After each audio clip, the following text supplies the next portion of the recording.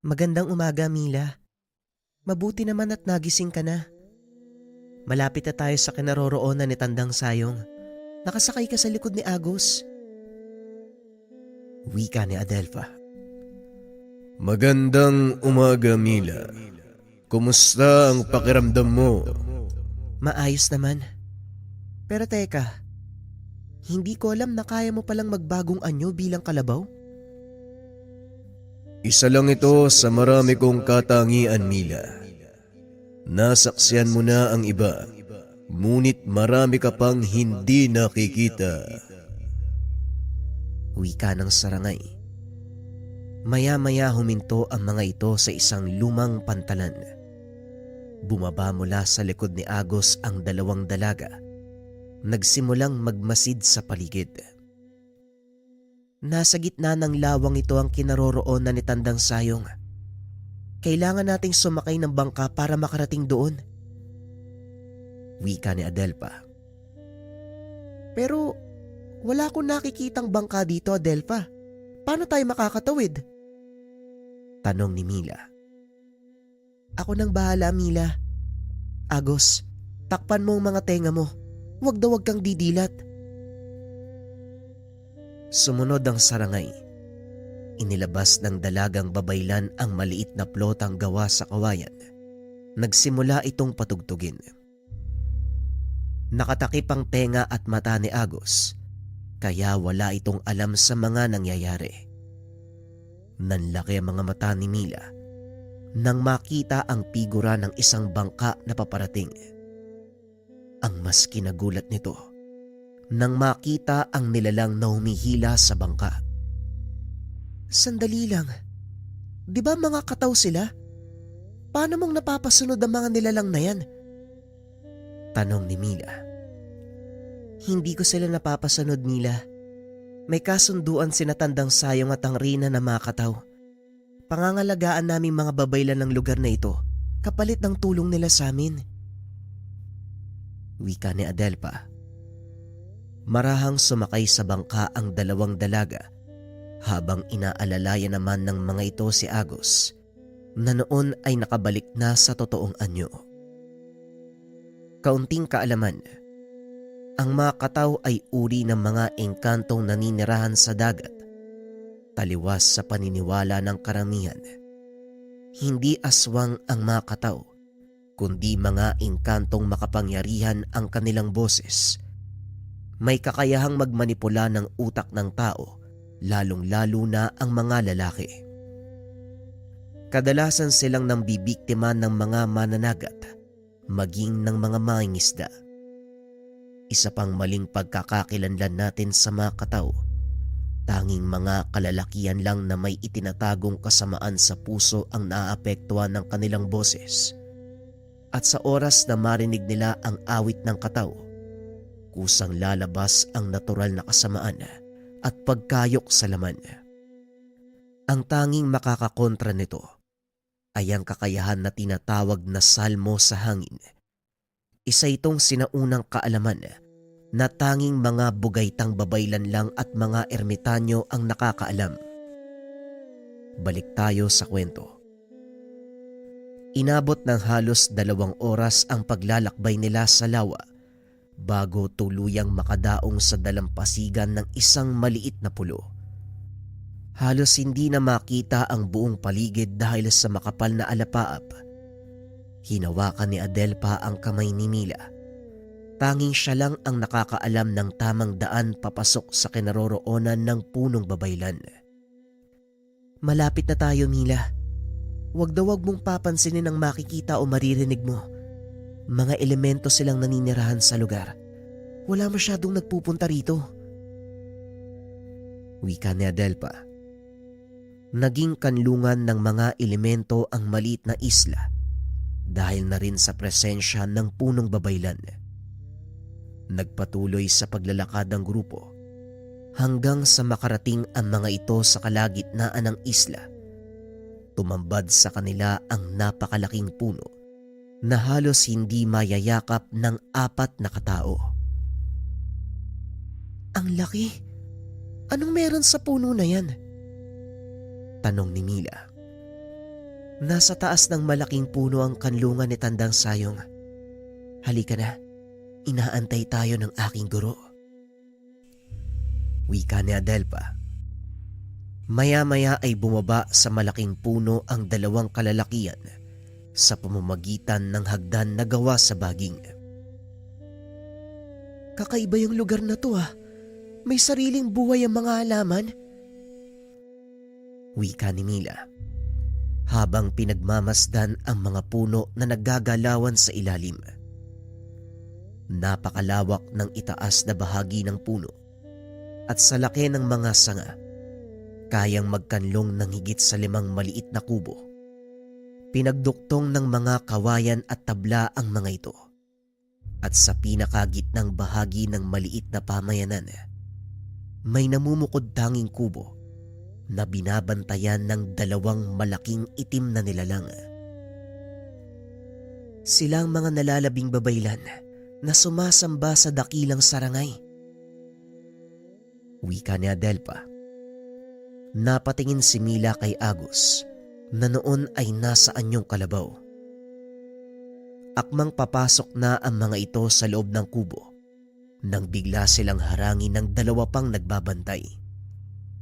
Hindi maaaring pumasok sa loob ang isang kalabaw. Wika ng bantay. Hayaan mo silang tumuloy, bantay.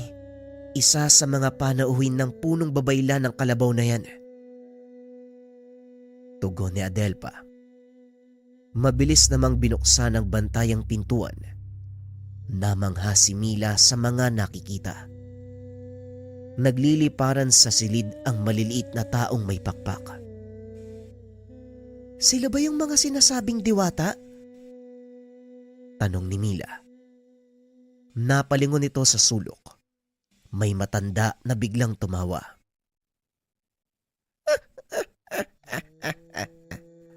Talagang wala kang alam sa mga nangyayari. Kagaya ng sinabi sa aking pangitain. Isa kang inosenteng kaluluwa. Sila ang mga lambanang tagapagsilbi. Malikayang pagdating sa kanlungan ng babaylang sarangayon. Wika ng matanda. Mila, Agos, malugod kong ipinapakilala sa inyo ang punong babaylan ng mga sarangayon. Si Tandang Sayong. Tandang Sayong, sila po ang ating mga panauhin. Wika ni Adelpa. Pinabati kita, Mila, sa isang matagumpay na misyon. Sandali lang at maghahanda ako ng makakain. Bakit hindi muna kayo magpahinga? Siguradong tagtag ang katawan nyo sa paglalakbay. Wika ni Tandang Sayong. Biglang nagbago ang anyo ni Agos, dahilan para mahulog ang ilang gamit. Nagsipagpasukan ang mga bantay. Ngunit imbis na sumalakay, lumuhod ang mga ito nang mapansin ang anyo ng sarangay. Mabuti naman at may tutuwid ko na ang aking likod. Paumanhin punong babaylan kung nasira ko ang ilan sa mga kagamitan. Hindi dakilang sarangay. Amin ang karangalan sa iyong pagdalaw. Hindi namin nakalain na ang aming kinikilalang diwata ay nagkukubli sa anyo ng isang kalabaw. Wika ng matandang babaylan. Ginawa ko lang ang bagay na ito upang hindi makita ng karamihan at hanggat maaari walang makakaalam maliban sa ating mga nasa loob ng silid na ito. Malinaw dakilang sarangay.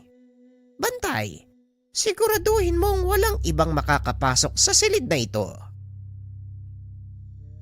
Punong babaylan, alam kong hindi ito ang tamang panahon, pero kailangan niyong malaman ng mga nangyayari sa labas. Si Gustavo, nagawa niyang buhayin si Raha Ituman. Wika ni Adelpa. Alam ko, Adelpa.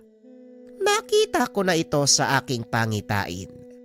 Sa ngayon, huwag mo munang alalahanin ang bagay na yan. Kumain kayo at magpahinga. Kailangan niyong makabawi ng lakas. Pansamantala ko kayong iiwan sa silid na ito. Wika ni Tandang Sayong. Hindi nagsasalita si Adelpa. Ngunit napansin nito na may mali. Paglabas ng matanda, kinausap ng dalagang babaylan ang mga kasama. Akmang susubo na sana ng pagkain si Mila nang biglang tapikin ni Adelpa ang kamay nito. Ano bang problema mo? Nagugutom na ako, Adelpa. Wika ni Mila. Pasensya ka na, Mila. Pero hindi ka pwedeng kumain ngayon.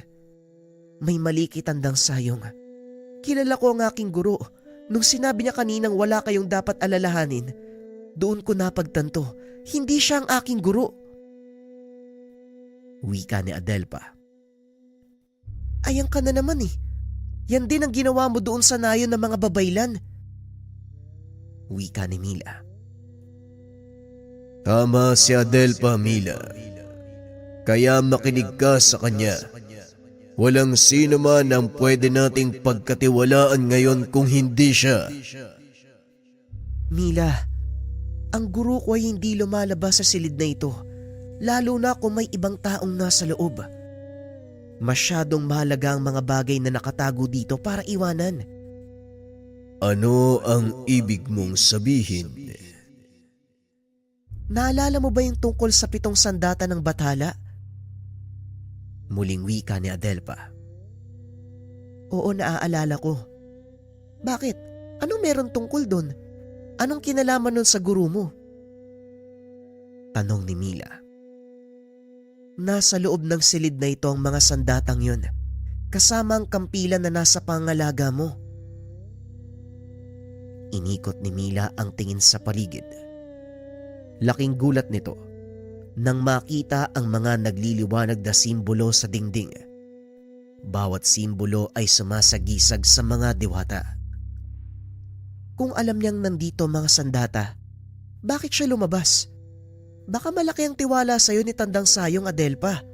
Masyado ko lang nag-iisip ng kung ano-ano. Muling wika ni Mila. Hindi, Mila. Isa sa mga tungkulin ni Tandang Sayong ang pangalagaan ng mga sandata. Dahil doon, hindi siya maaaring lumabas sa lugar na ito. Kaya may 2 itim na nilalang na nagbabantay sa pintuan. Dahil sa oras na iwanan nito ni Tandang Sayong, mababasag ang selyo. Kakawala sa mundo mga sandata. Ito ang dahilan kung bakit nasabi kong huwad ang Tandang Sayong nakarap natin. Kung sino man siya, hindi niya pa alam ang totoong kinaroroonan ng aking guro. Pagpapaliwanag ni Adelpa. Kung ganun, sino ang taong yun? Tanong ni Mila.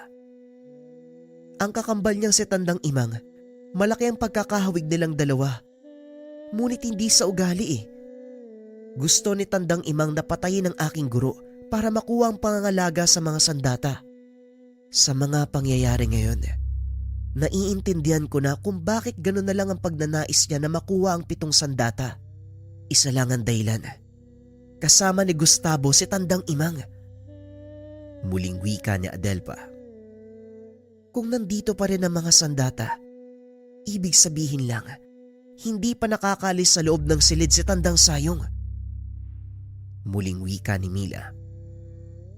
Tama ka, Mila. At hindi yun alam na mga kalaban na sa loob ng silid na ito, may lihim na pintuan papunta sa kinaroroonan ni Tandang Sayong. Tugon ni Adelpa. Sabay hila ng higaang nakalatag sa sahig. Tumambad sa kanila ang isang maliit na pintuan na tanging tao lamang ang makakapasok. Tumuloy na kayo, Adelpa. Ako ang may iwan dito upang magbantay. Sige, Agos. Mag-iingat ka. Wika ni Mila. Nagpatuloy sa pagpasok sina Adelpa at Mila. Pagdating sa loob ng silid, namangha ang dalaga dahil nakarating sila sa ibang dimensyon. Mahusay, Adelpa. Talagang hindi ako nagkamali sa pagpili sa'yo bilang aking tagapagmana. Maligayang pagdating, Mila. Halika, hayaan mong hawakan ko ang kamay ng tagapagmana ni Apolakay. Wika ni Tandang Sayong. Marahang naglakad si Mila papunta sa matanda. Inabot ang kamay nito. Biglang nabalot ng liwanag ang paligid. Nakita ng dalaga ang sarili na nakatayo sa harapan ni Tandang Sayong. Teka, nasan ako? Pang ilang beses na to Wika ni Mila. Nakakatuwa ka talagang bata ka. Sumama ka sa akin at may papakita ako sa iyo. Muling wika ni Tandang Sayong. Naglakad ang matanda at sa bawat paghakbang, nag-iiba ang kapaligiran. Pamilyar kay Mila ang lugar na yun. Ilang sandali pa narating nila ang isang kubong walang dingding. Maraming kalalakihan ang naroon. Ang ilan ay naghahakot ng mga uling at ang ilan naman ay nagpupukpok ng mga nagbabagang bakal. Napagtanto ng dalaga na ang lugar na yon ay isang malaking pandayan. Alam kong pamilyar sa iyo ang 7 sandata ng mga bathala. Dito sa lugar na ito, isinilang ang mga yon. At ang gumawa ng lahat ng ito ay walang iba kung hindi ang bathala ng panahon na si Mapulon. Wika ng matandang babaylan habang nakaturo sa isang lalaki na may hawak ng malaking gintong martilyo. Inikot ng dalaga ang paligid. Nakita ang hulmahan ng lahat ng mga sandatang gawa sa bakal. At habang naglilibot, ipinaliwanag ni Tandang Sayong na ang panahong kinaroroonan nila ay ang oras at araw kung kailan ginawa ang 7 sandata. Nandito tayo sa panahon kung kailan itinalaga ang katungkulan ng 7 napiling diwata. Maging ang mga mandirigma ay narito rin. Alam kong hindi na nakarating sa inyong kaalaman ang tungkol sa mga bagay na ito. Kaya makinig ka. Dahil mahalagang malaman mo ang lahat ng ito upang maunawaan mo ang kalaban. Wika ni Tandang Sayong matapos ay pinaliwanag nito ang pangyayari sa lugar na iyon. Ang mga sumusunod na kaganapan ay ayon sa salaysay ni Tandang Sayong. May 8 nilalang ang piniling maging bathala at tagapagbantay. Parehong mula sa mundo ng mga tao at engkanto, mortal at diwata. Ang 8 taong ito ay kakatawan sa 8 sulok ng mundo. Malalaman kung sino-sino ang mga katao sa pamamagitan ng mga sandata. Ngunit habang hinahanda ang lahat, isa sa mga napiling nilalang ang hindi makapag-antay. Dinampot ang karet ni Magwayen. Maagap siyang itinulak ng isa pang mandirigma na kilala sa pangalang Ribong Kilat mula sa iba pang mga sandata. Ray Tuman, ano sa palagay mo ang ginagawa mo? Wika ni Ribong Kilat. Bakit? May masama bang piliin ang tadhana ko? At sino ka para pigilan ako? Isa ka lang hamak na mandirigma. Ilagay mo ang sarili sa lugar. Isang maharlika ang karap mo. Pag-uusap ng dalawa sa mga napiling mandirigma. Kung ganun, sinusuway mo ang batas ng kalangitan. Ilapag mo ang sandata raha. Hindi mo alam ang kapamakan na maaaring idulot nito sa sangkatauhan. Hindi para sa iyo ang karit na yan, kundi para sa diwata ng kamatayan. Wika ng isa sa mga mandirigma. Apolakay, isa sa pinakamabuting pinuno ng Katagalugan. Husto na ang pagdudunong-dunungan mo. Kung meron man sa inyo ang gusto kong pigilan, bakit hindi kayo dumampot ng sandata at labanan ako? Wika ng raha. Nagsipagdampot ng sandata ang ilan pang mga mandirigma. Tumayo ito sa likod ni Apolakay. Sa hudyat ng pinuno, nagsipagsugod ang mga ito. Ngunit bago pa man magpang-abot ang dalawang panig, biglang lumitaw sa pagitan si Mapulon, ang bathala ng panahon. Hawak nito ang gintong martilyo ng paglikha. Iniampas ito sa lupa. Nagsipagtalsikan ang magkabilang panig. Mga wala kayong galang! Nasa loob kayo ng aking pandayan. Ang lalakas ng loob niyong gumawa ng gulo. Sino ang pasimuno nito? Tanong ng bathalang si Mapulon. Mapulon ng dakilang panday, ang diwata ng panahon. Isang karangalan ng makadaumang palad ang iyong sandata. Wika ni Raha Ituman. Nanlaki ang mga mata ni Mapulon nang makitang hawak nito ang karit ni Magwayen. Hindi para sa iyo ang karit ng kamatayan. Bitawan mo yan, Ituman, kung ayaw mong parusahan ka ng kalangitan. Wika ni Mapulon. Parusahan ng kalangitan. Nagpapatawa ka yata, Mapulon. Hawak kong isa sa mga sandatang binasbasa ng mga batala. Bakit nila ako paparusahan? Kayo ang magsipagluhod sa harapan ng bagong diwata ng kamatayan. Hindi ikaw ang magtatakda ng iyong kapalaran, Ituman. Kaya bitawan mo ang sandata habang hindi pa huli ang lahat. Hindi ako ang magtatakda ng aking kapalaran. Bakit ako naging raha? Bakit ako naging matagumpay na pinuno kung hindi akong itinakda sa sarili kong kapalaran? Kayong mga diwata at mga batala, masyado niyong pinanghimasukan ng buhay naming mga mortal. Binigyan niyo kami ng puso't isipan upang makapagpasya. At sa oras na sumuway sa inyong kagustuhan ng aming desisyon, itinuturing niyo kaming kalaban. Hindi mo nauunawaan, Raha. Itinakda na ang iyong kapalaran at yun ang maging pinuno ng isang matagumpay na banwa. Kung ano ka ngayon, yun ang tadhana. Wala ka nang dapat pang ibawas at idagdag. Kaya bitawan mong sandatang yan bago pa lumala ang lahat. Bathalang Mapulon, hindi mo mababagong isipan ng isang yan. Masyadong matigas ang ulo ni Raha Ituman. Hayaan niyong pigilan namin siya. Napalingon si Mapulon kay Apo Lakay, isa sa pinakabatang pinuno.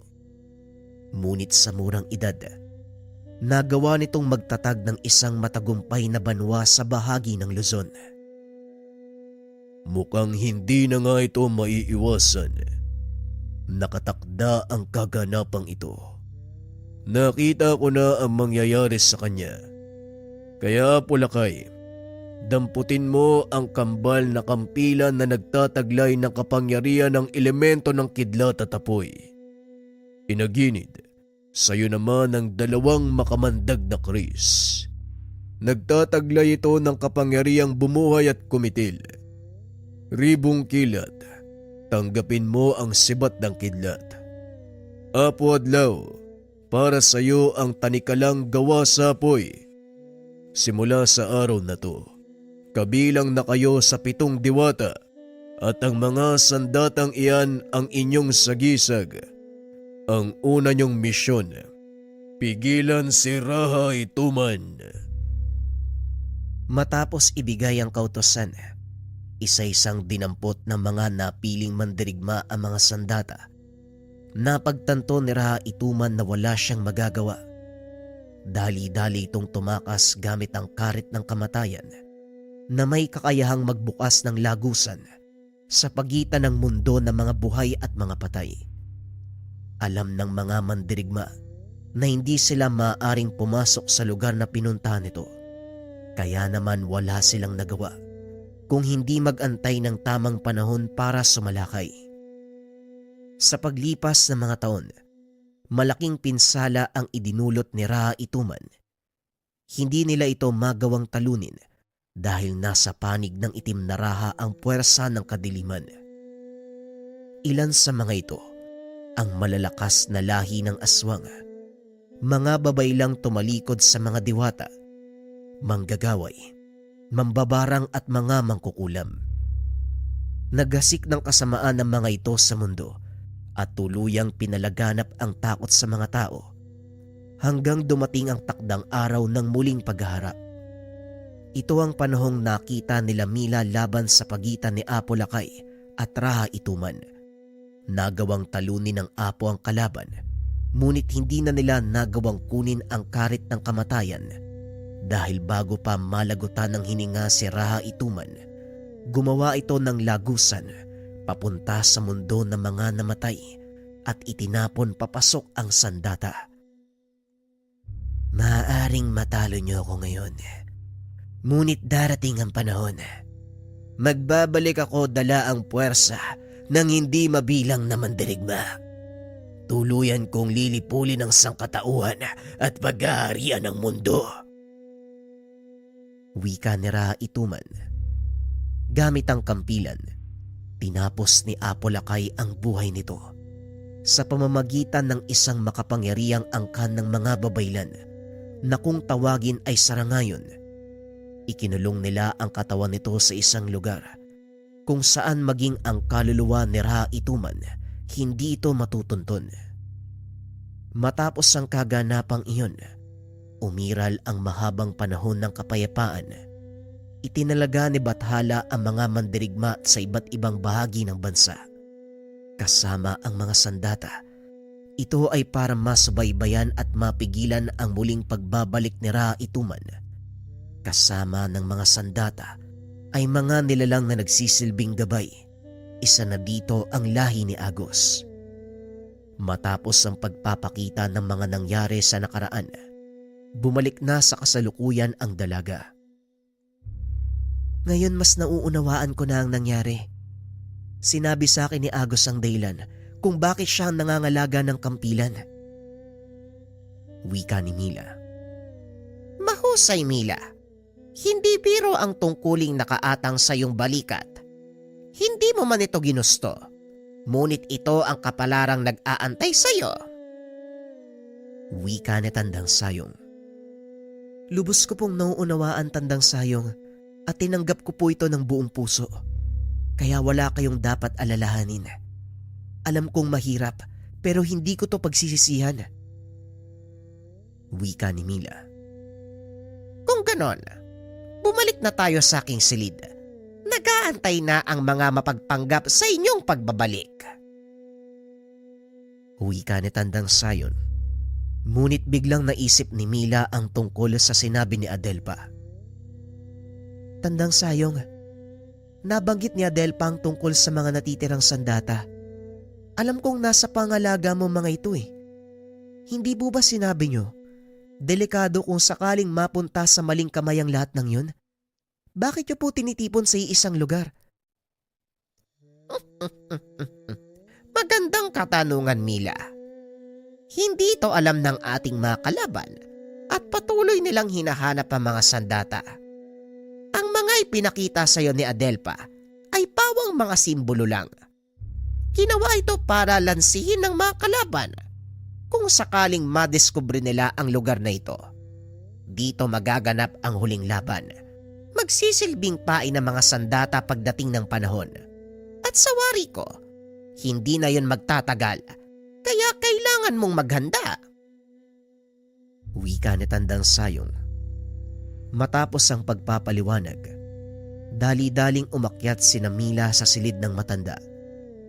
Saktong pagsara nila ng lihim na pintuan, dumating ang huwad na Tandang Sayong. Mukhang nasiyahan kayo sa pagkain. Nakapagpahinga na ba kayo? Tanong ng matanda.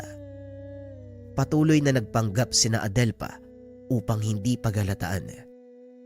Naiga si Mila sa sahig upang umarting natutulog. Opo, Guro. Masarap ang pagkain ha. Napagod ng gusto ang mga kasama ko eh. Kaya hayaan muna natin silang magpahinga. Wika ni Adelpa. Ganun ba?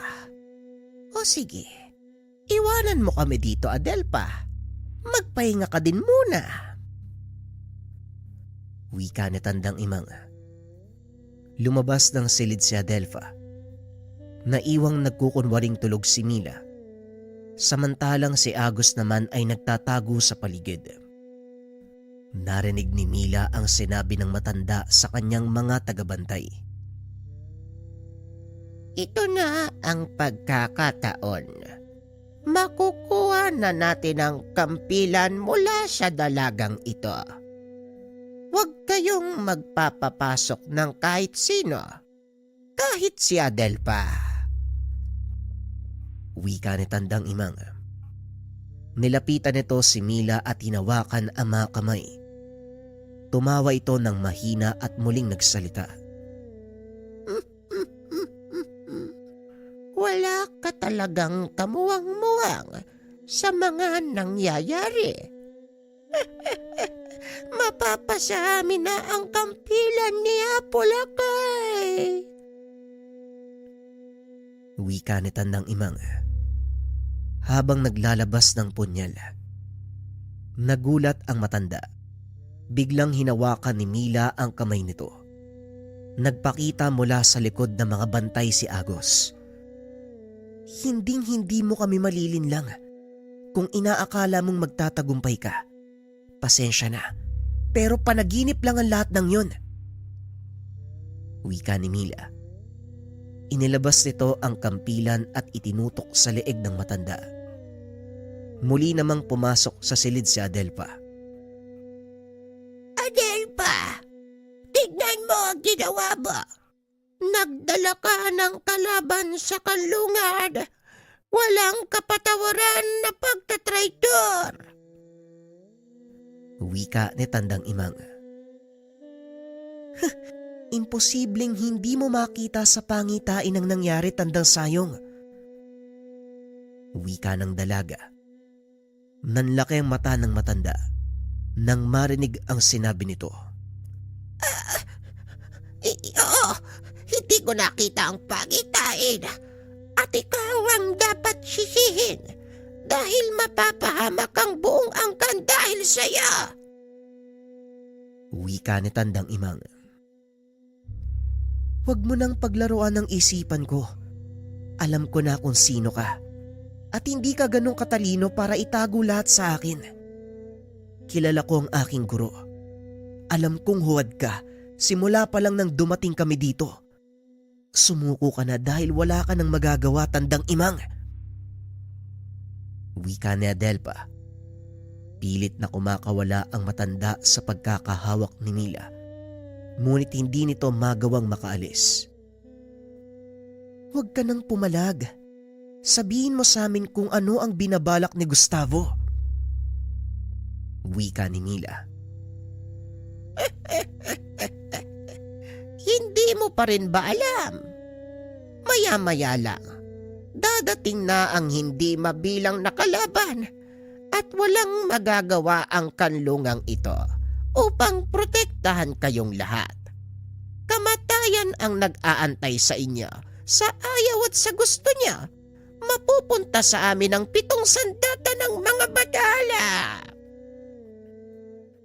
Hindi kami naparito para mangingi ng proteksyon ng kanlungan, kundi para protektahan ito laban sa pananalakay nyo. Wika ni Adelpa. Maya-maya ay nagbukas ang maliit na pintuan sa sahig. Lumabas mula doon si Tandang Sayong. Kumusta, kakambal ko? Mukhang naligaw ka yata. Wika ni Tandang Sayong. Walang hiya ka, Sayong. Paano kang nakaligtas sa pagsalakay ng nayon? Kitang-kita ko kung paanong nasunog ang iyong kubo habang nakakulong ka sa loob. Wika ni Tandang Imang. Nakalimutan mo yata na isa kong bugaytang babaylan at nasa ilalim ng pangangalaga ng dakilang sarangay. Hindi mo ko basta-bastang mapapatay. Wika ni Tandang Sayong. Sinabihan din ito si Mila na bitawan ang matanda. Hayaan silang dalawa sa silid. Kahit kailan, napakayabang mo at palagi kang hadlang sa mga pinaplano ko. Wika ni Tandang Imang. Hinahadlangan kita dahil kapamakan lang ang dulot mo sa mga tao, maging sa sarili mo. Bilang kakambal kahit papano, isinasaalang-alang ko pa din ang kaligtasan mo, Imang. Pero mas pinili mo ang kadiliman. Muling wika ni Tandang Sayong. Kaligtasan ko? Huwag mo kong patawanin, Sayong. Simula noon, gusto mo na akong lamangan. Kaya nga ikaw ang napiling maging pinuno dahil sa panglalamang mo. Ako nga ang dapat na nasa posisyon mo kung hindi ka masyadong mapapel. Wika ni Tandang Imang. Hindi mo nauunawaan ang lahat, Imang, at wala na akong oras para ipaliwanag sa iyo ang lahat ng bagay. Sumuko ka na dahil hindi kayo magtatagumpay na wasakin ang lugar na ito. Wika ni Tandang Sayong. Huwag mong ipagmalaki ang sarangay na nasa panig niyo. Antayin mo ang pagdating ni Gustavo. Siguradong magugulat ka sa mga mangyayari. Tignan natin kung makapagyabang ka. Wika ni Tandang Imang. Habang nag-uusap ang dalawa, biglang yumanig ang paligid. Narinig ni Tandang Sayong ang sigawan sa labas. Talagang hindi ka na nagbago, Imang. Wala na akong magagawa. Ikaw ang pumili nito. Wika ni Tandang Sayong, sabay usal ng orasyon upang gumana ang ginawa nilang patibong. Kasabay nito, ang tuluyang pagkulong kay Tandang Imang sa loob ng malaking puno. Huli na ang lahat para sa iyo. Dahil kahit ikulong mo ko, hindi mo na mapipigilan ang puwersa ni Gustavo. Wika ni Tandang Imang. Matapos ay unti-unti itong pumasok sa katawan ng malaking puno. Dali-daling lumabas ng silid ng matanda. Nakita ang mga kasama na nakapalibot sa kanlungan. Mukhang nandito na nga sila, Adelpha. Wika ni Mila. Oo, Mila. Hindi sila pwedeng makalapit sa kanlungan. Tugon ni Adelpha. Kung ganon, ano pang inaantay natin? Agos, handa ka na ba? Nakahanda na ko, Mila. Wika ni Agos. Sumakay sa balikat ng sarangay ang dalaga at tumalon. Mula sa taas ng puno, lumapag sila sa mismong harapan ng mga papasugod na kalaban. Lumikha ng matinding pagyanig ang pagbagsak ng dalawa. Nang humawi ang alikabok, tumambad sa mga kalaban ang talim ng sandata ni Agos.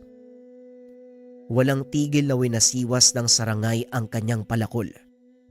Bawat matatamaan nito, nadudurog. Ngunit biglang napapahinto ang nilalang nang makita ang isang lalaking nakatayo sa kalagitnaan ng malaking kawan ng aswang. Mila, si Raha Ituman. Hawak niya ang karit ni Magwayen. Nakikita ko, pero hindi ako natatakot dahil hawak ko naman ang kampilan ni Apolakay. Sa oras na sumugod tayo sa laban, Mila, wala nang atrasan. Sigurado ka bang gusto mong tumuloy?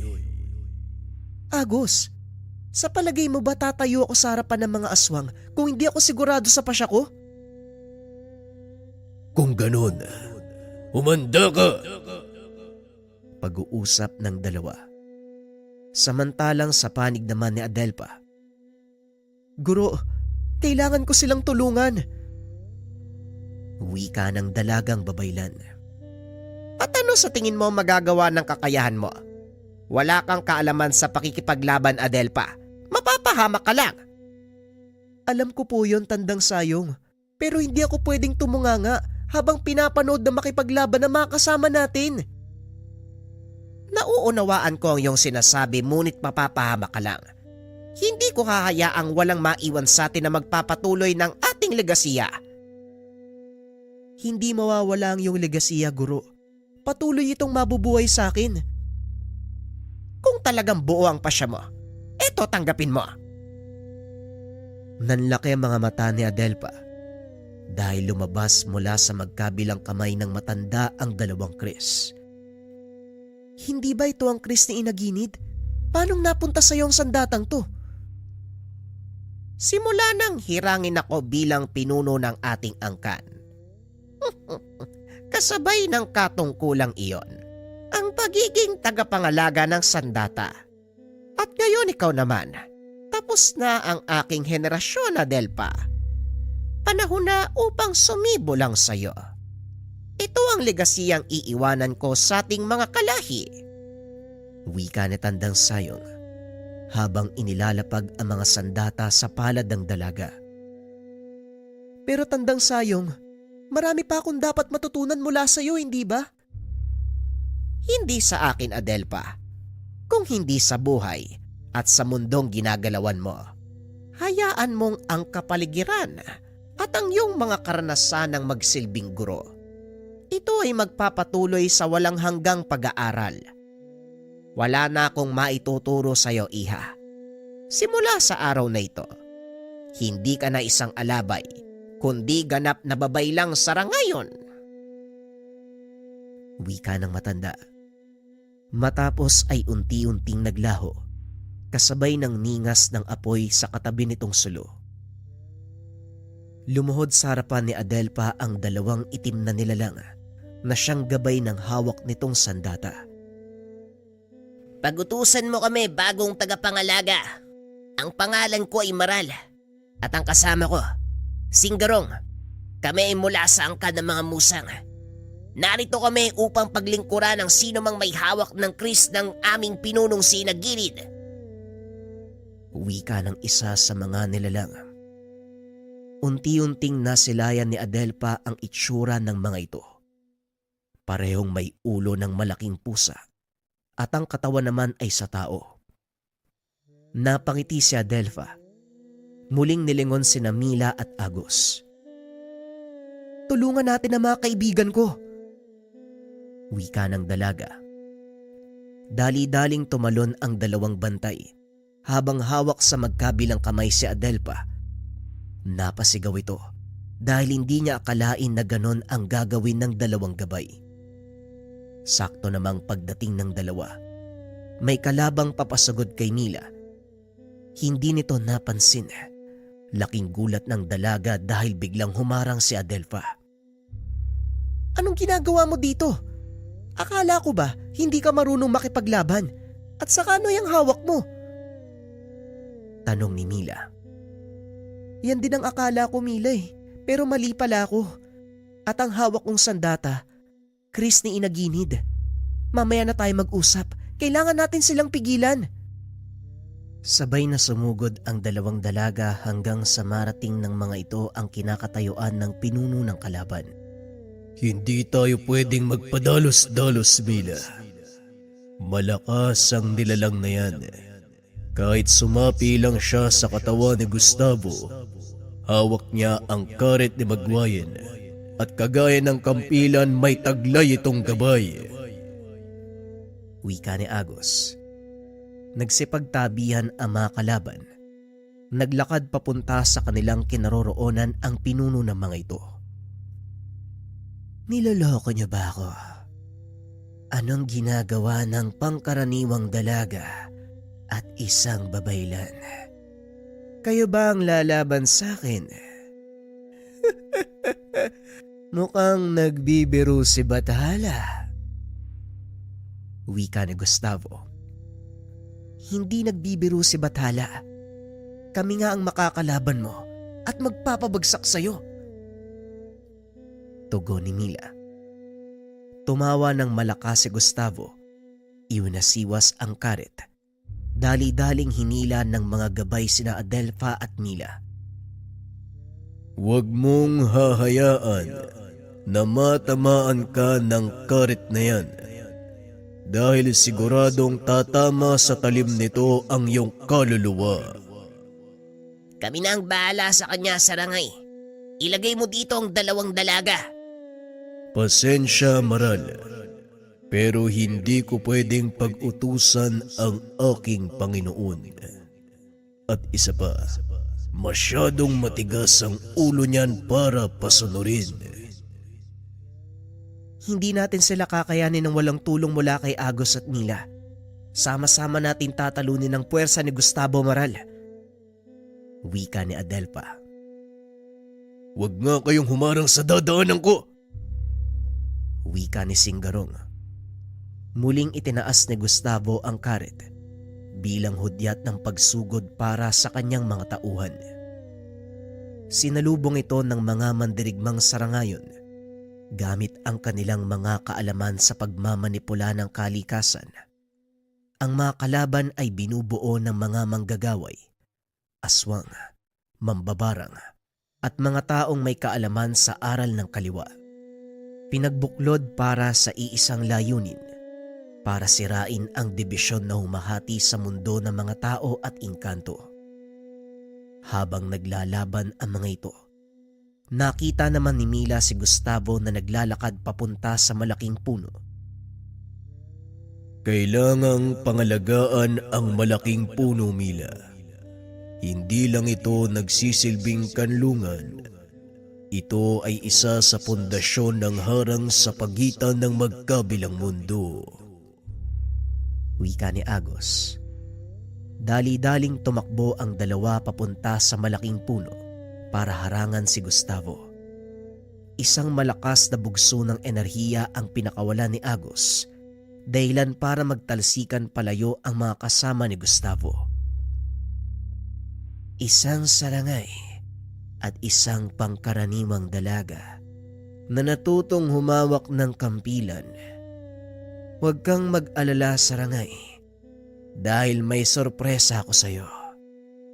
Dagob! Nanlaki ang mga mata ni Agos. Lumitaw sa lupa ang imahe ng isang malaking nilalang. Unti-unti itong humarap. Napagtanto ng gabay na ito ay walang iba kung hindi ang ama. Ama, anong nangyari? Bakit nasa panig ka ng kalaban? Agos, kumalma ka. Huwag kang magpapaloko sa isang yan. Pinaglalaroan niya ang isipan mo. Pinaglalaroan? Nagkakamali ka, dalaga. Hindi mo ba alam na si Dagoob ang gabay ng karit ni Magwayen? Hindi maaari. Si Ama ang unang tagapagbantay ng kampilan ni Apo Lakay. At ang tungkuling iyon ay inatang sa aming mga sarangay. Wika ni Agos. Tama ang sinabi ni Gustavo, Agos. Hindi ako ang totoong tagapagbantay ng kampilan. Kung hindi ikaw, nagkataong hindi ka pa handa ng mga panahong ginawa ang kampilan.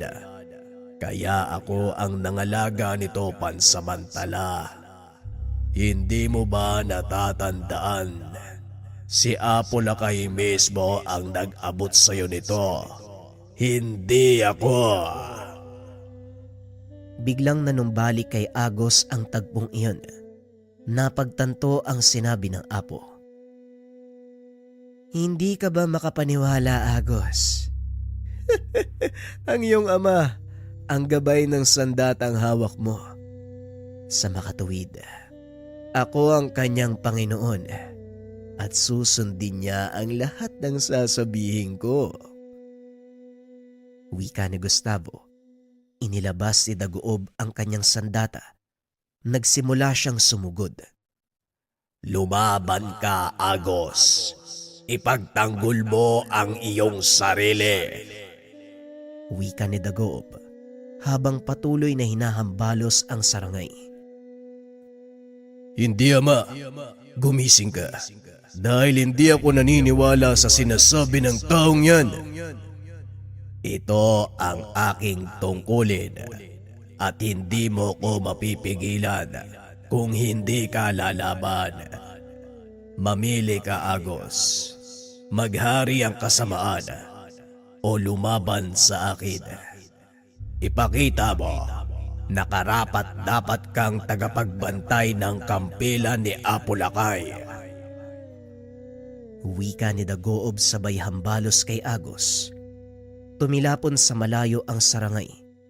Nakita ni Mila ang matinding takot sa gabay, kaya dali-dali niya itong nilapitan.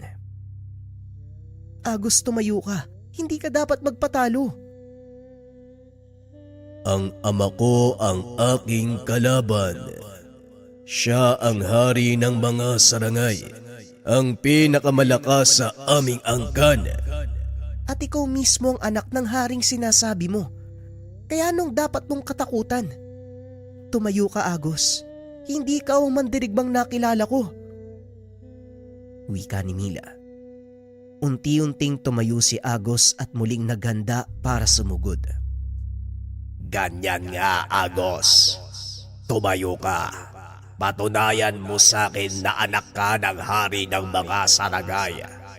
Talunin mo ko dahil ito lang ang paraan upang tuluyang matapos ang laban.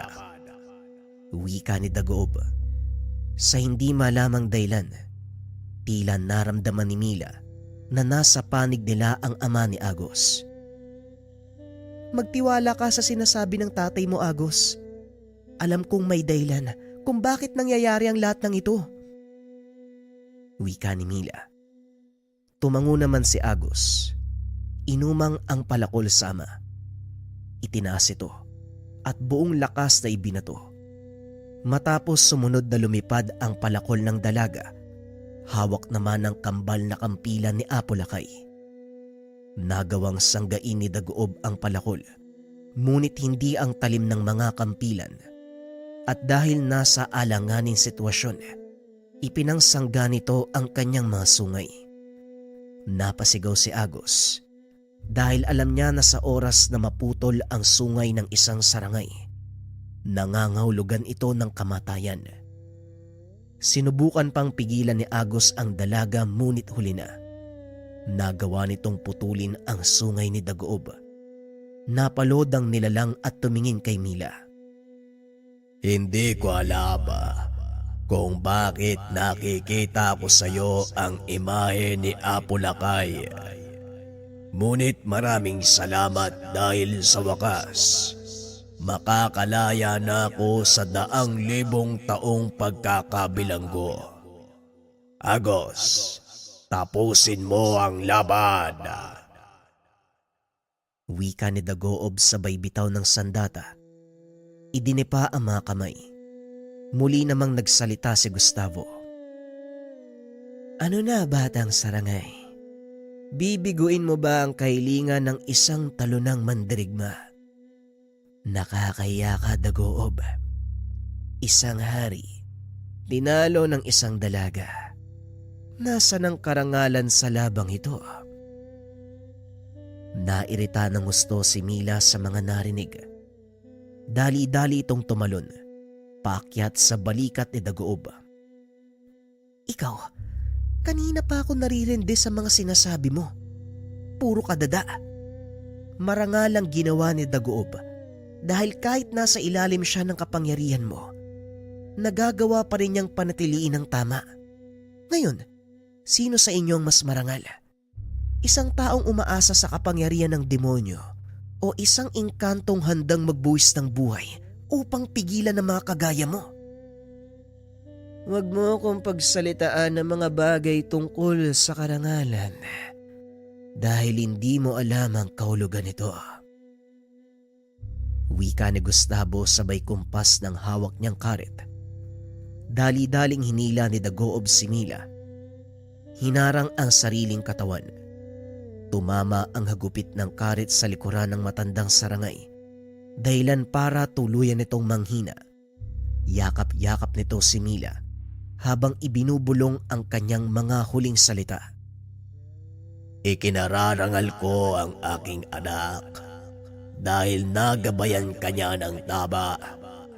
Pangalagaan mong mabuti ang mga kampilada, maging ang iyong sarili. Hindi man tayo nagkakilala ng matagal, ngunit nararamdaman kong napunta ang mga kampilan sa tamang kamay.